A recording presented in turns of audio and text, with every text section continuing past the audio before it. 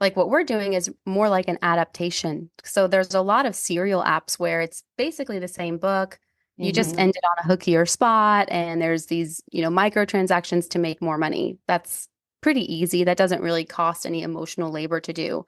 Hmm. But like what we're doing is more like an adaptation where um, it can be uncomfortable to like look at your book and take it apart and say, what are the plot lines we can add? Because we all know when we're writing a story, there's a huge iceberg and only a little bit of it is above the water. And a Hmm. lot of what we do is digging into that iceberg.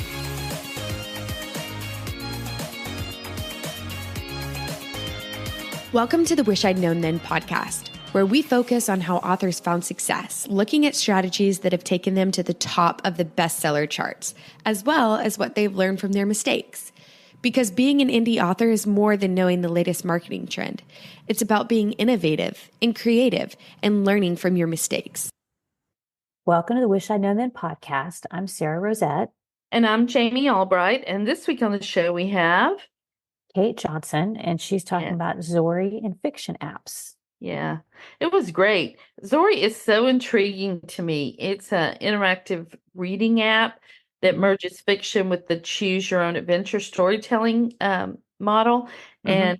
And yeah, it was really great. Yeah, I was not familiar with that, and it was really interesting to talk to her about how they created it and Mhm, what it does. And then we also talked about other fiction apps, and mhm, um, we talked a lot about craft, mhm, goal, motivation, and conflict, and mhm. um, the all is lost moment, Yeah, and blending genres and trends and stuff. So it was a great interview. I really enjoyed yeah, it. I did too. I did too. I Yeah. like Kate. I made her at Inkers last year. Oh, okay. And then had seen um a had wanted to have her on to talk about Zory when I realized they had launched it, and Hmm. then we were able to get her on, and I Yeah. was very happy. Yeah. Yeah. So I think it'll be really interesting. So that's Hmm. coming up. Yeah. And what's going on with you? Well, first we should say real quick that we have a sponsor again this week, Zero. And Oh, that's right. yeah, so you can use the discount code Wish I'd Known Then 20 and get 20% off the Zero subscription for 3 months. So we'll tell you about more about that in a little bit. Yeah. For me, I've been doing so much travel. This is like the month of travel for Mm, us, and mm, you too, I guess. But mm. yeah, so we have been up to see the kids and birthday celebration stuff back home. I'm going to see my family tomorrow in Amarillo, and I'm coming back, and then I have a library event at Wiley, Texas. By the time this goes out, I will have done all that, and I'll be exhausted. So I know. I know. I yeah. know. Yeah, but Well, other than that, I did a long autoresponder sequence for BookFunnel sales promos, and so I'll mhm, let y'all know how that goes. I got it set up, connected to my email, so that if somebody purchases through the BookFunnel sales promos, then they'll uh-huh. go into my autoresponder, and then I can sell them, tell them about more books in my series. Hmm. So it took quite a while for me to get that Hmm. up. So I'm really happy. It's been on my to-do list for, I don't know, a couple months. Yeah. But did that. And oh, the other thing I was going to mention is that since we're talking about blending genres, I Hmm. watched an excellent K-drama on Netflix called The Atypical Family. And it's Okay. it's pretty short. It's only about 12 episodes. Uh-huh. And I would have never watched it except I saw a little clip and I thought, oh, that's intriguing. And it's Uh-huh. about a family that has superpowers, but they've lost them because of a modern day they've become dysfunctional basically in a lot of ways, Yeah. but it's very matter of fact. It's not like a Marvel movie. It's not like they're out saving the world and stuff. Yeah. But it's that crossed with some other genres, and I won't say what they are so it doesn't spoil it.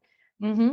But it was just like I didn't know what was going to happen in a good Oh, way, and it kept surprising me. And I was like, yeah. oh, that was interesting. So Yeah. if anybody wants to like look at mashups of genres, that's a good place to go. Oh, that's amazing. Well, Yeah. So that's a if great. anybody's watched it and you want to talk about it, send me a text Mhm. because we Yeah, have the fan mail text thing. yeah, yeah. That's right. We have the fan mail text. Yeah. Uh, What about yeah. you? What have you had going on? Well, I'm still doing swimming lessons, but then on Friday Thursday at noon, my daughter said, "Hey, you want to run away to Mexico and for the weekend?" And I was like, "Yeah."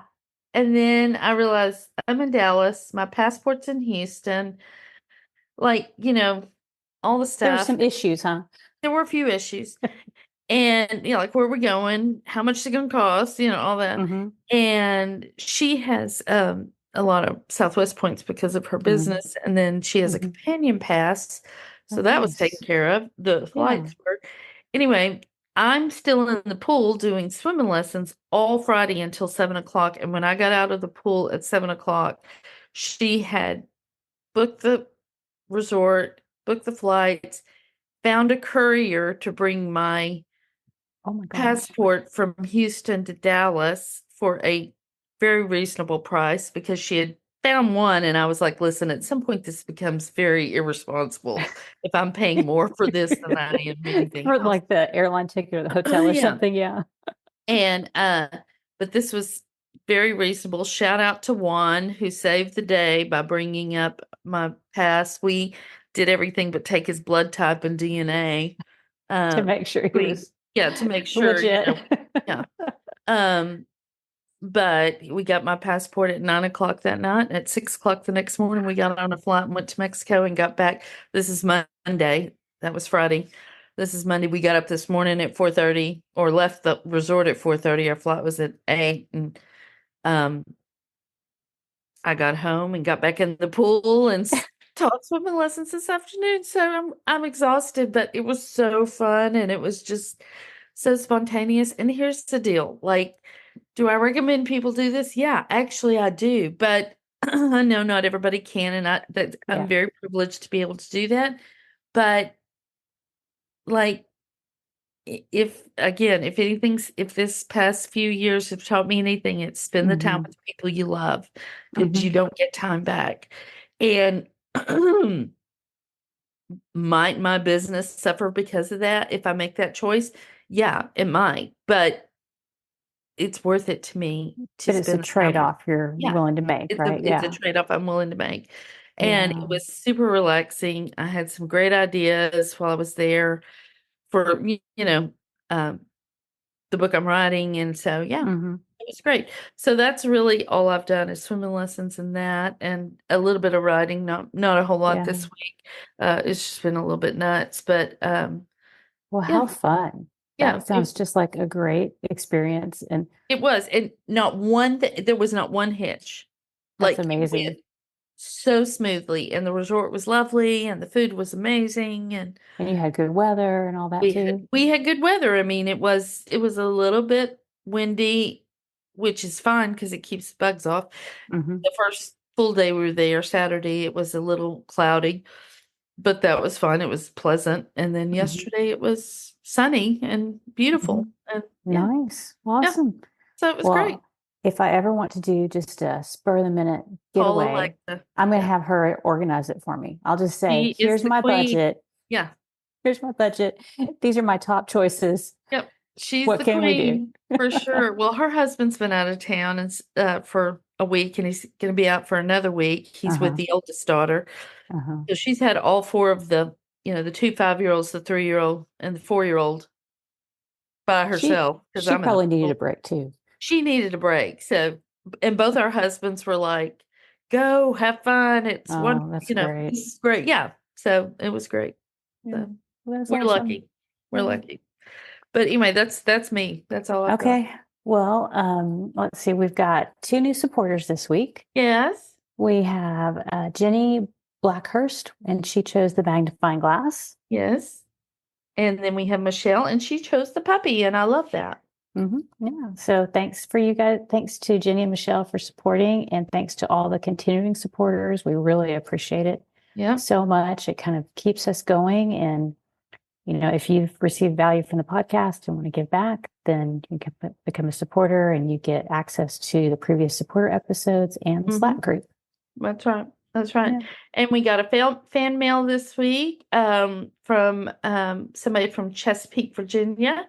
And it says, Stephanie's episode about skeleton drafting was so helpful. And I agree. I thought it was really such a great episode. Yep. Yep. Even if you were a hardcore plotter, there's still Mhm. stuff to be gained from it because I think we all do a little on the fly. You know, we Yeah, may have it written in stone, but then we all edit and change a little bit as we go, I think. So it was really yeah, good. it was. It was great. It Yep. was great. So we also have a corporate sponsor for the podcast this week, and that's Xero. And that I should say is spelled Xero. Mhm. So the corporate sponsor is Xero, the software accounting made for small businesses like indie authors. With Xero, you have everything in one place. You can store documents, capture expenses and receipts via email, and scan files to your mobile and more. Via Xero's robust integrations, you can connect Xero to your bank to easily sync financial information, as well as have access to more than 1,000 apps via its app store. There are different plans to suit your business, and all pricing plans cover the accounting essentials with room to grow, with room to grow. And I switched to Xero and love it. It's really easy to use. I was just in there the other day, and it just brings the transactions in automatically. I can reconcile it really quickly. They had an onboarding call that was really helpful in getting everything set up. And it's just been a great accounting solution for me and my business. So That's that's a great. And little, you can get a discount code with Wish I'd Known Then 20 and get 20% off Xero subscription for 3 months. And the link is in the show notes. yeah. So thanks to Xero for sponsoring the podcast. We appreciate it. Mhm. And should we get on with the interview with Kate? We absolutely should. All right. So here's Kate. Today, we are really excited to talk with Kate Johnson. Hi, Kate. How are you? Hey, great. How are you? We are great, and we are so happy you're here.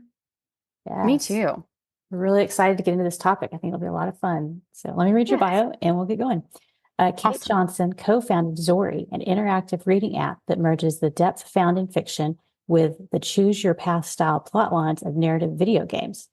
Kate spearheads content and narrative design for Zory Books, working closely with authors and an in-house team of romance and video game writers who help breathe new life in the form of alternate paths into their stories.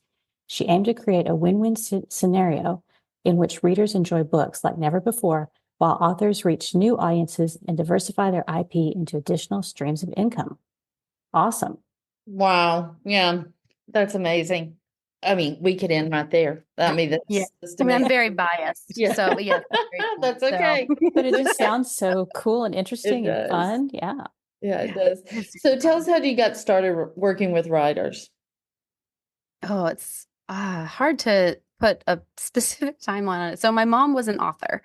Oh. So I was kind of raised in the RWA community back in like the Mhm. 90s, Yeah. and I was homeschooled. So I was often dragged to conferences and like hiding in the room, obviously. I was constantly exposed. And so I think I first started seriously as a job, like 2013, 2014. Mhm. And I started by begging my mom's former editor, like, please let me do anything for you. Like, teach me to do what you do. I'll bring you coffee. I will like Wow. wash the windows. I'll do whatever you want. But can I please be your intern? Her name's Brenda Chin, and she was a very successful acquisitions and head editor at Harlequin for many years. And I just so admire her. And we have a very similar editorial style. So Mhm. yeah, that's how I cut my teeth, begging on in a Facebook message, like, remember me? Hi, I'm not 11 anymore. Uh, that's how I started, and she let me. She let me shadow her at Wow. Entangled, where I interned for a while, and I worked there for a short time before moving into the indie space as a dev editor. Mhm. So That's that's quite a resume. That's pretty impressive. Yeah. it was just luck, really. Like you I can't know. control Well, who isn't your so mom much of is, it? Yeah, but I yeah. know. I am lucky she let me pilfer her bodice rippers off the shelf. Like that Yeah. was lucky. So like, it started early. Um, yeah, that's I guess where it all began, along with Virginia Henley and flashlights under the sheets, I guess. Yes. Yeah. That's fantastic. Yeah. Well, tell us about your own writing. Do you write fiction as well? Or are you more the editorial side? I professionally I'm on the editorial side, although when we started Zory, because we add in so much content to books, and it's fairly intimidating, or it Mhm. can be for some people. Like, there's really two camps. There are authors who love video games and get it immediately, and they want to go hard and they want to do it. And I'm there as a dev editor to help them really hone in on like the pacing and GMC and keeping that consistent with the story. But then you have other authors who are like, I don't know what this is, but I would love for my book to make money in a different way. Can you do all of it? And Mm. since we were early and pre-revenue and we bootstrapped, I did it. So I have Wow. experience in that realm. Um, and we were very strict with our contract where if we were doing the writing in-house, they have to go back and rewrite it to sound like them and be pretty and fit into their prose style. So it's co-writing, I guess. So I have a Yes. lot of experience with that, and we're working on an original, which I'm very hands-on with. So kind of I'm co-writing, if anything, but nothing Mhm. original just to me. Okay. Wow. Sounds That's so interesting. interesting. Yeah. I'm not a video game person, so I would be in the other camp. Yeah, Yeah, that was Pong was the video game I played. I Yeah. liked Punk. Yeah. I know. Yeah, That's it. Throwing That's it back, throwing it yeah. way back. I way think. back. And we didn't even own it. I had to go to somebody else's We, house to we play didn't it. know it either. Yeah, yeah. So there you go. They were rich. Um, Yeah. It's good to have so friends. is there anything I mean, what do you wish authors knew about fiction apps? Mm. So on the cautionary side, because I would say most of my friends are authors, um, Mm-hmm. read contracts. Like, just be really Yeah. careful about it.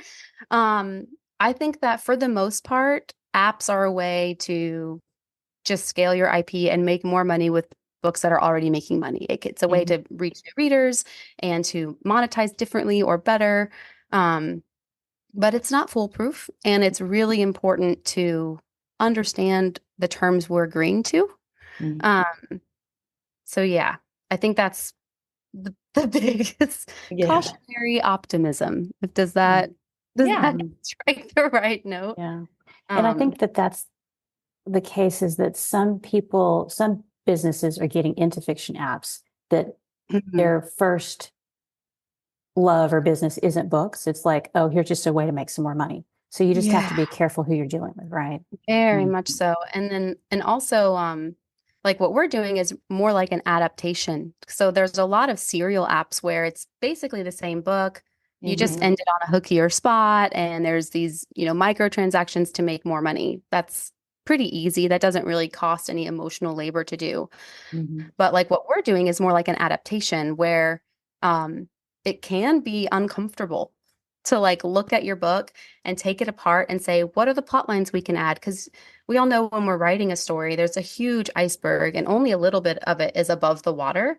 And a lot Mhm. of what we do is digging into that iceberg and like pushing the water away to reveal more of the story, to show more of the family dynamics or other love interests or backstory or whatever it is that the author wants to explore and wants their reader to explore. Mhm. But with that comes almost developmental edits of books that already exist.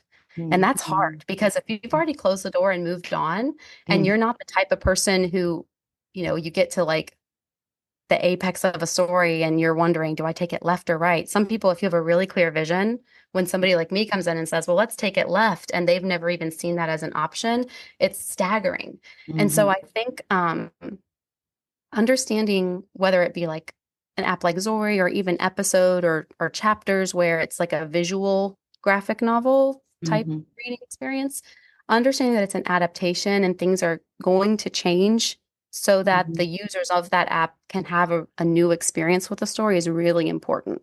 Mhm. And just understanding your comfort level with change Mhm. Mhm. and Or characters acting people different. putting their hands on your story, you know. Yeah. Right. Yeah, Yeah. yeah. It's Yeah. a big thing. And some people like absolutely love it and they're fine with it. And some people it's uncomfortable. And I think that's totally fair. Like there's Mhm. no right or wrong amount of comfort when it comes to something that you've created. It's Mhm. just a matter of knowing yourself well enough to know, is this something that is good for me to pursue? Mhm. Yeah. And I think it's interesting because a lot of fiction, well, I won't say because I'm not versed, but the ones I've heard about, fiction Mhm. apps are from other countries. And Yeah. so you have to look at the contracts of those, I think, in particular, because they're from other countries. I mean, like, I think everyone was shocked back in the day when they realized if you got a book translated in Germany, the translator owned the rights. Nobody Mhm. knew that until it Yep. happened. And so now people write that in the contract. Well, because it's a Yep. different country, you might not know some things too. So it's important to And watch. the laws in that country. So Yeah. we've been really lucky. We work with Maggie Marr, that's our IP attorney, Mm-hmm. and she's just Mm-hmm. phenomenal. And um we kind of did a weird thing where we made a different rights class called interactive fiction rights, specifically so that we wouldn't have to ask for gaming rights. And it's mostly non-exclusive except for certain monetized scenes in the books. So they can still have an interactive version of that book on a different storytelling app if they wanted to. Um, but getting that right and knowing it on a global scale is really important because different countries have different laws. And so, yeah, Mm-hmm. having a really good IP attorney in your back pocket, I cannot recommend it highly Yeah. enough. Yeah. So Yeah. they are so Yeah. important. Yeah. Right. Because We've you're, had Maggie on the show, and yeah. so Oh, she's awesome. Yeah. I Yeah. love her. So your app, it's available in like the App Store. So it's Mhm. available all around the Anywhere world, you right? download So you've apps. got Mhm. to cover all those bases. That's pretty amazing. Mhm. So, but okay. So I asked you what, you know, people should know about fiction apps, but tell us what they should know about your app specifically Mm. that we So, didn't cover in the blurb. okay. So I think one of the big things that people get confused about is that we are still a reading app. It is basically like opening any kind of e-reader. So I use Kindle as an example, Mm-hmm. and it is totally reading. And then as people read, there's some buttons that will pop up where the character is prompted to make a choice. Mm-hmm. Um, a lot of people are familiar with those choose your own adventure books that were popular in the 80s and 90s. Mm-hmm. And that has we call that branching narrative, where you make a choice in the story and then the whole story branches off into a different linear path, right? Mm-hmm. We don't do that as often because that would take so many extra words. It would be Right. bonkers, right? And to me as an editor, the best thing about story and reading is that you can really just fall into a new world, right? Mm-hmm. It's Mm-hmm. like pure escapism. And I like escapism. That's kind of my Right. thing. Right. Especially when I don't have to write it. So Mm-hmm. um getting to do that for Zory purposes, instead of branching into all these different options, we try to vine the story so that as we get to decision points, it might be a different content for a little while that kind of vines away from the trellis of the story, but it Mm-hmm. loops back into the trellis. Oh, okay. Um, that and then skipping stone consequences, where you can make a choice in chapter 2 that then skitters throughout the whole story. So I Mm-hmm. think it's fun in a way where readers can put their values in. So like one of the things that I think is triggering for a lot of people is babies. Like a lot of people complain when there's a surprise baby in the epilogue. Mm-hmm. At least in like I'm 35, so I see it a lot of millennials and Gen Z. That's our target demographic. Um, a lot of them are child free, like they don't want kids. So if I signed a book and there is a baby in the epilogue where it's not plot driven, it's just like that's the happily ever after. Mm-hmm. Early on in the book, we always say, "Hey, do you want to have kids?" Like we work Mm. to a dialogue place somewhere so that we can tailor the happily ever after to that reader. Oh, I So love our that. goal, yeah, I mean, I am biased. I love it too.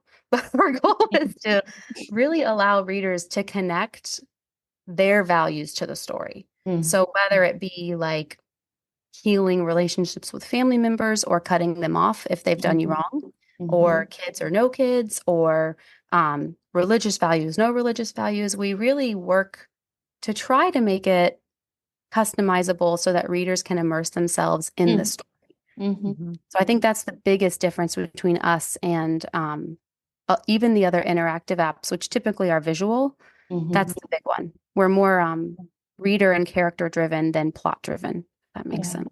Yeah. So that must make for a much more satisfying reading experience for people if it's the stories go in the direction that they would want. right? Yes. Because Yeah. we've all had those stories or TV shows or whatever that they end and you're like, I didn't Mhm. sign up for that, that ending or whatever. Yeah. Yep. Mhm. And Yeah. it's also just fun to explore. Like, I think we're all pretty familiar with Harry Potter. Like, Mhm. I don't have the rights to Harry Potter and I don't intend to pursue them. But how cool would it have been if Harry Potter didn't choose Gryffindor? Like, what if he had that hat on his Mm. head? It was like, you know what? I am ambitious and I am kind of cunning. I don't mind doing the hard thing to get the right thing at the end. Like, the whole books would have changed, but he still Mhm. would have been the chosen one. He still would have had to fight Voldemort. He still would have had all of these big, important hero journey beats he had to hit, but in a completely different way. And that's Right, the right. stuff to explore. So Mhm. Mm. it's So fun. how do authors get paid? A portion of the revenues. So Okay. basically, Apple and Google Play both take like 30% off the top. We never see it. So we actually, Mhm. as an app, no apps know what they make. We just Yeah. believe whatever Apple and Google tell us. So like, thanks, Lord. This sounds so familiar. Well, yeah, I was going to say, welcome to the world of authoring. Yes. There you go. Surprise. So then once we get our portion, there are a few like needed finances that we have to cover. Like I have Mhm. to be able to pay an editor. I have to be able to pay our in-house writer who wrote your book, right? I have to be able to um, keep ads going so that people come to the app. Mhm. And then after that, we split it 50-50. So Mhm. anything after just the bare necessities, not growth of the app, not anything extra at all, just the bare necessities. And like I haven't even paid myself at the beginning. Like I wasn't factoring myself into that. I was willing to table all of that so that authors could get paid first. That is how our system is structured. Like the app survives, then we split it. So Mhm. Awesome. Yeah, Awesome. good I system. think that's important. Yeah. Yeah. Yeah. Well, is there anything you wish you'd known about indie publishing or working with authors? It sounds like you were very familiar with authors, but anything you wish you'd known? yes, there's so much. Golly. Yeah. So especially because I was raised around a lot of trad authors. So I was very much used to even just overhearing the conversations about, shopping books, Mhm. editorial feedback, and like the brutality of it, I guess, of trad Mhm. publishing. Mhm. Um, so to me, that was the lens through which I viewed all of publishing, which was very naive. Um, so when I went full indie, which was pretty quick, I realized early on that the trad house lifestyle was too hard for me. I really wanted to be hands-on, especially with books that I could see so much potential in, Mhm. but it just like the GMC wasn't there, or the conflict wasn't a conflict, it was a problem. But if they just changed this thing, it would have been perfect internal conflict for both. But you Mhm. can't teach anything until you sign a book. It's very Right. strict. So I moved quickly into indie where I could be really hands-on. And as an editor, I wish I'd known more about the gentleness needed. I Mm. was so used to those like heavy-handed Yeah. conversations about like just pure dev craft of story. Mhm. Mhm. And so when I went into, indie authors who were like, here's my baby, and they had never read a craft book in their life. And I'm like, here's 7 books to read. And they're like, what? What, you don't want to do this? Is it your dream Tuesday night to just dig through craft books? So I wish I had like known more about that early on. And then when Zory started, I had no idea how predatory indie publishing can be. Mm. Um, and again, it was pure naivety. I was just my own little dev editor corner, happy, working with people, having a good time, making books, um, but like vanity presses, I had no idea how terrible they Mm. were, especially other apps. When we started Zori, it was 2019, I think. Mm. Um, so it was like Radish had just started being pretty popular and Kiss was popular and people were like pretty happy with it. And then people got less happy with it. Mm. And having to combat the almost stigma of being part of an industry that really didn't seem to care at all about authors. That was really hard. Like Mm. it was Mhm. really hard and justifiable because I was probably as angry or more than the authors who were being taken advantage of. Um, But yeah, I just had no idea how easily it is for indie authors to get trapped in bad contracts. Yeah. That was shocking to me, and that it would happen. Like the fact that people, like some apps would ask for audio rights and they didn't have the capability of even delivering audio, and like it never would have even occurred to me that someone would do that, but they Right. wanted the IP. That's how they make Mhm. themselves more attractive to investors, and Right. they can get more money when they sell. Like it was just shocking to me. Mhm. So yeah, Mm. wish I'd known that. Yeah. Like that was, whew. That's good to know. And that's good for our listeners to hear. So you can be careful. Mm. Yeah. Yeah. Yeah, definitely. Be Well, careful. what do you see authors doing that they think they have to do because everybody else is doing it, but it's not really producing results? Saying yes way too often. Yeah. I think and especially in like female dominated genres where a lot of us are used to spinning the 87 plates of like Mm. being married or kids or PTA or like whatever it is.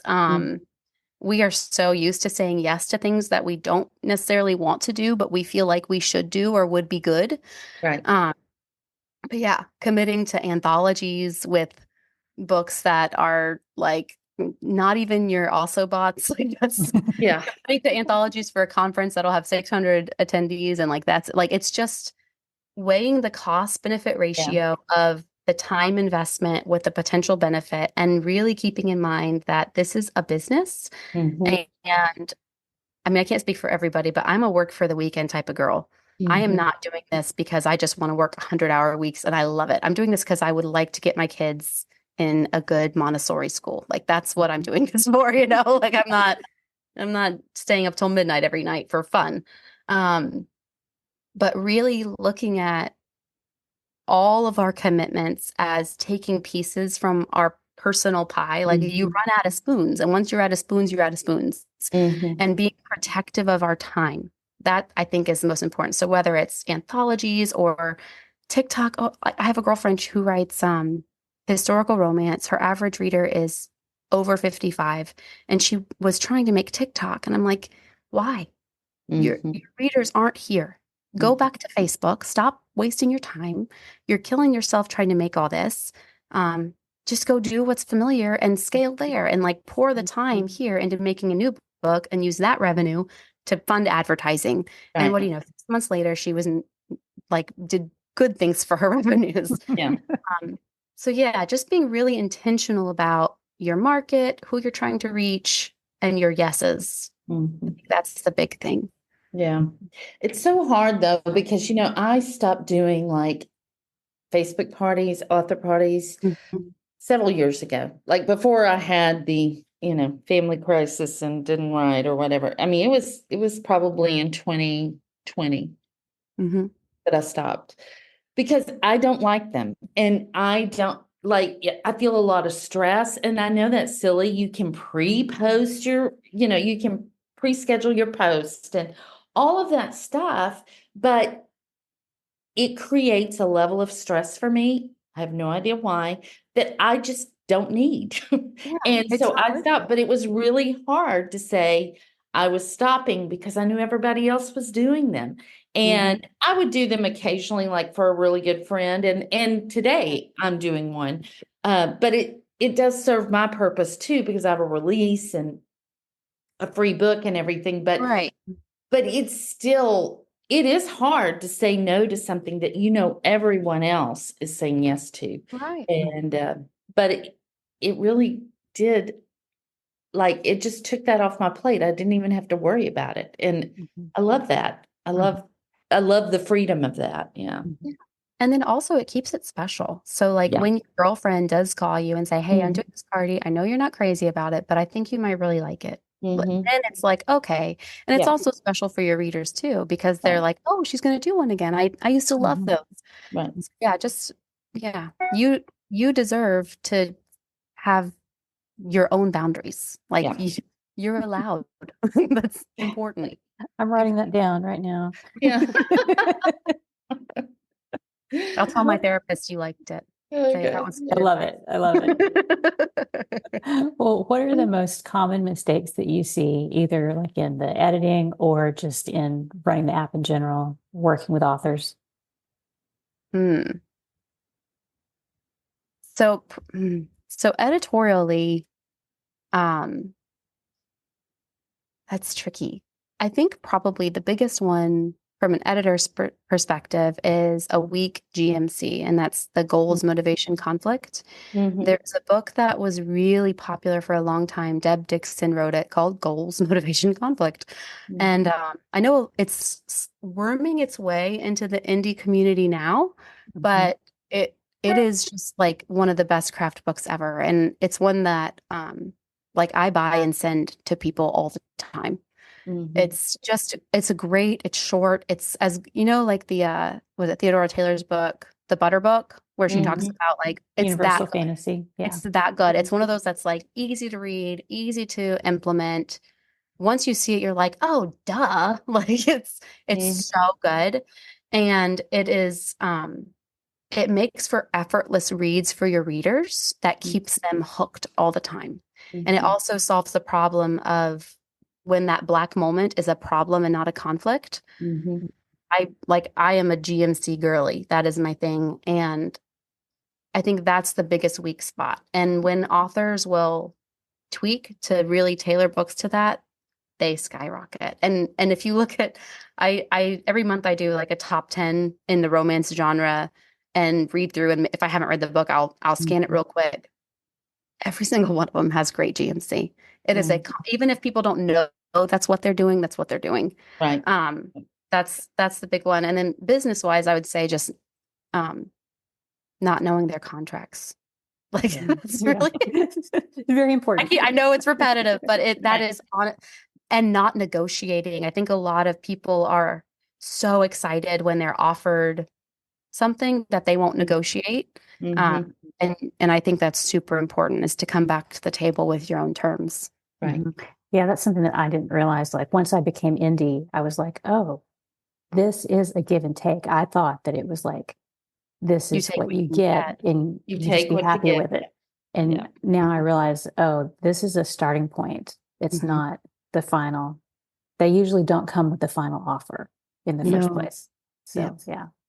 So, just real quick, in case somebody's not familiar with the GMC goal, motivation, and conflict, when you're talking about Mhm. the problem versus the conflict, the problem Yeah. is something that could be solved fairly easily, but a conflict is like a huge barrier. Would that be? So it is. So for me, conflict is something that is inherently tied with the internal fear or flaw that the character maybe doesn't want to face or doesn't want to realize. So Mhm. like if I have a book where um the characters basically the whole problem that she was tackling is that she was going through a horrible divorce. She's a public celebrity. It was a Jennifer Aniston, Brad Pitt inspired story where Mhm. basically Jennifer Aniston's character goes off and hides while the press is, being Yeah. aggressive, and she falls in love with the bodyguard who is set to protect her from everything. It's super, super cute book.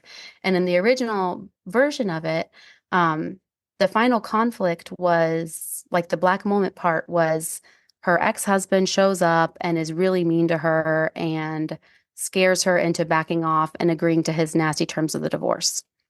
But the story arc through the book itself had nothing to do with that. The story arc was her believing in herself and how this bodyguard character taught her to love herself and appreciate her own voice. Mhm. So the black moment needed to be that. The black Mhm. moment needed to be in the boardroom negotiating the contract and standing up for herself.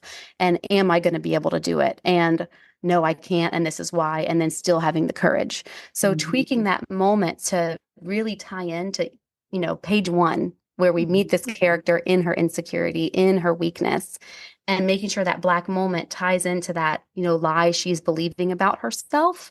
That's what I mean.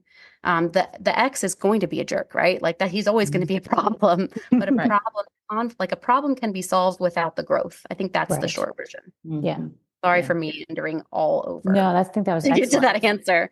But yeah, a problem can be solved even if she hadn't grown and developed throughout the story, whereas a Mhm. conflict can only be solved if they do.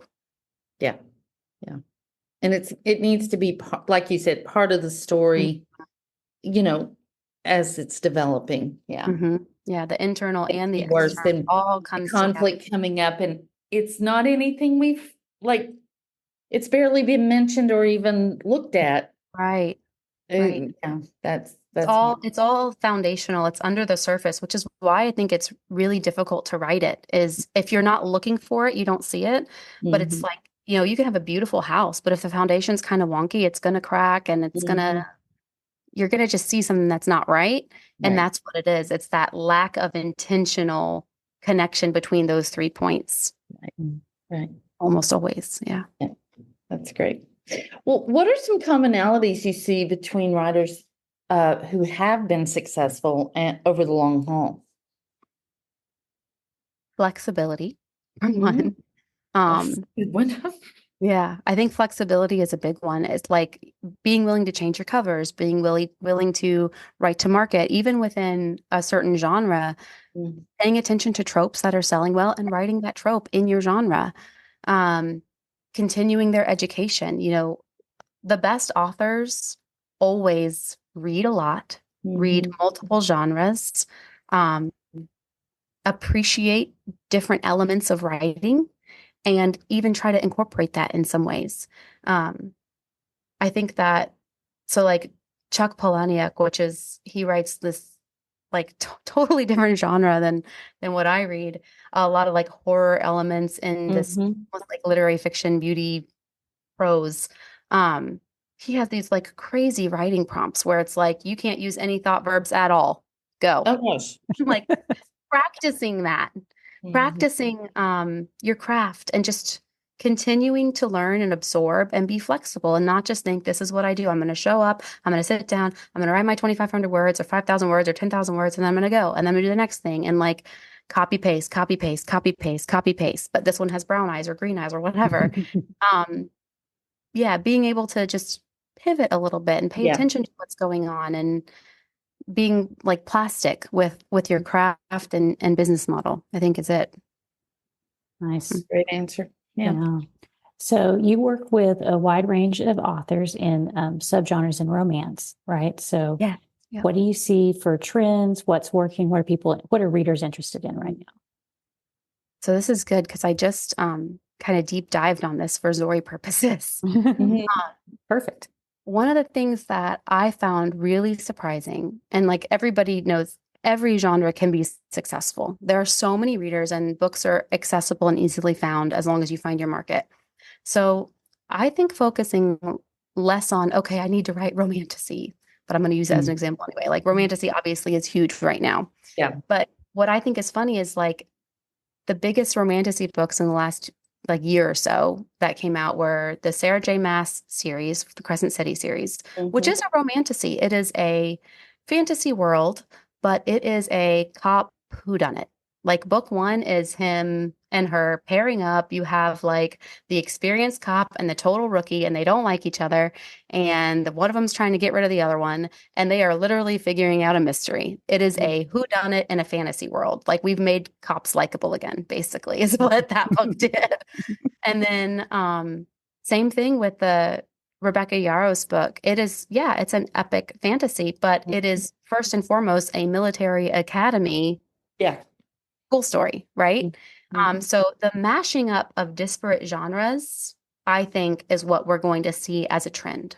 Yeah. So if you love, historical romance and you want to write Regency, okay, let's make it a mystery. Let's make it Mhm. a suspense. Let's make it a XYZ and just pull in another genre that will twist the market and surprise readers. I think that's what we're going to see a lot more of is this mashup of things that especially things that are outdated. Like, we don't really have a lot of military books. They're not the most popular anymore, but doing Mhm. that in fantasy setting, clearly people are liking it a Yeah. lot. Yeah. I also think that we're going to see a lot more inclusivity and diversity across the board. I think we're going to see a lot more like LGBTQIA, polyamory. I think we're going to see diverse religious representation, racial representation, basically all of the things. I think publishing as a whole is getting to a point where We want people to be able to walk into our bookstore and see themselves. Mhm. And realizing how important that is, and it's almost like a microaggression to not have that. I Mhm. I think that's a really positive change that I'm excited is finally here. I know, like, we've always had, Brenda Jackson and Beverly Jenkins, like, all hail the queens of, Black romance. But they literally had their own genre of Black Mhm. romance. And even as a child, I remember going with my mom to look for a Brenda release, and we couldn't find it. We were looking all over, and finally the store clerk was like, "Oh, it's over here in African American romance."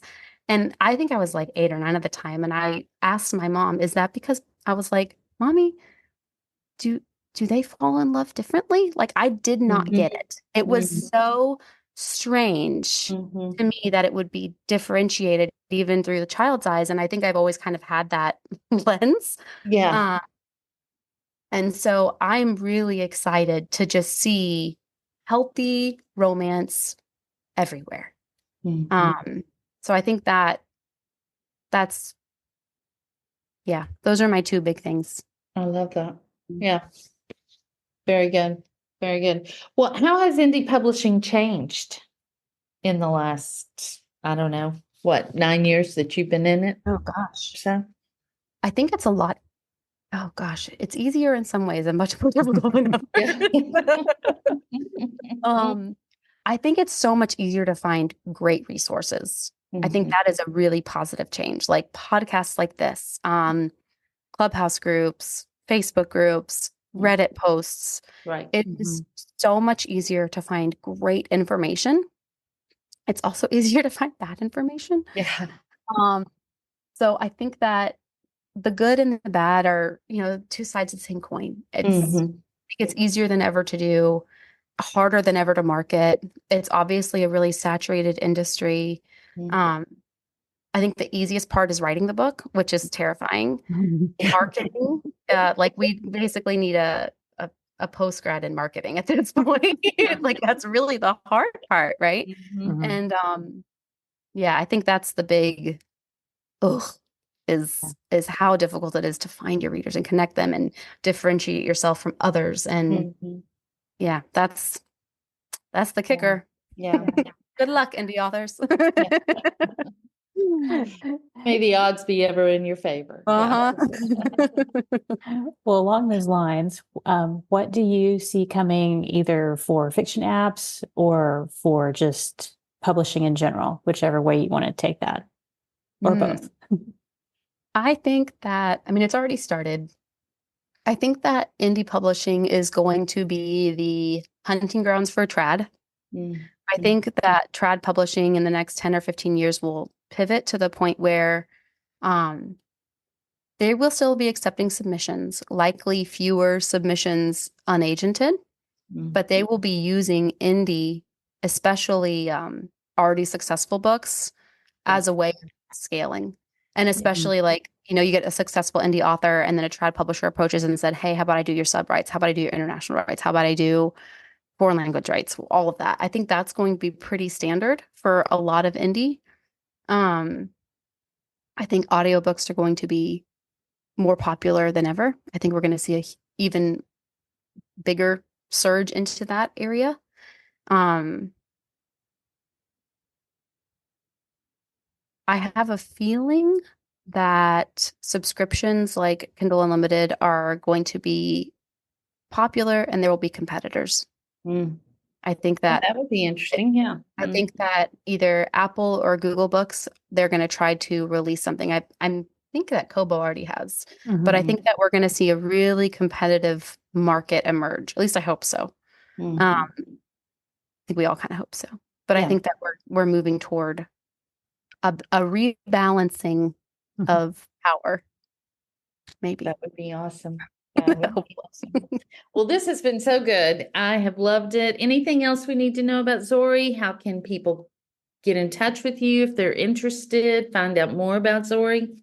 Yeah, just our website is Zory.app, app. Mhm. There's a whole bunch of information there. You're welcome to email me. My email is kate@Zory.app, and I'm down to chat basically anytime. I'm on TikTok. It's Zory Kate.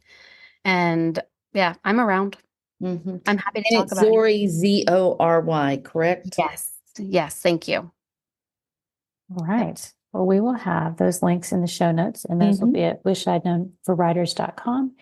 And just thanks for coming today and sharing with us. It's been really great. Just a Thank fun you. exploration of possibilities. Yes. Thank you. It's been so much fun. Yeah. So thanks to Alexa Larberg for editing and producing the podcast, and to Adriel Wiggins for doing the admin. We'll see y'all next week. Bye. Bye, everybody. Bye. Thanks for joining us today. And remember our sponsor, Xero Accounting Software. Use discount code WishI'dKnownThen20 and get 20% off of Xero subscription services for 3 months. Thanks for listening. Keep writing, and we'll talk to you guys next week.